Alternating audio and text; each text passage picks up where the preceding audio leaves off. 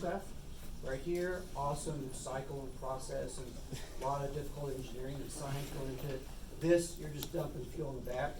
It's like taking a bucket of cash and just throwing it out the back, accelerating yourself forward. Okay? So anyway, and then you have something on C-135. Notice much higher bypass ratio, much lower pressure ratio. So this part right down here has much less work it has to put into the pressure process, but you have a much larger mass flow rate going through your entire engine. Okay. Notice the weight of the engine, you know, pretty comparable, right? Much larger thrust on this one. Okay, and much lower fuel consumption.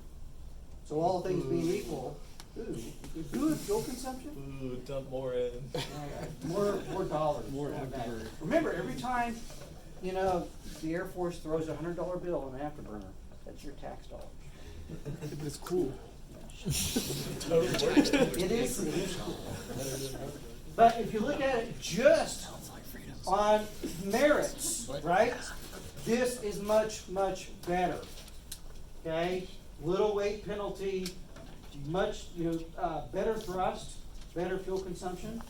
So why don't they use this on an F-16? Total size. Yeah, it won't fit, right? Because this is really big.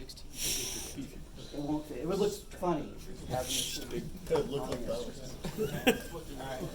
So then you can take these, plug them into your thrust equation, and notice I did keep the pressure ratio here, right? So that way we carry that along just in case, as I mentioned, on Monday for an optimum engine design, exit pressure is equal to ambient pressure, that goes to 0. You can plug and chug and figure out the units from there. This is again just F is equal to m dot times V.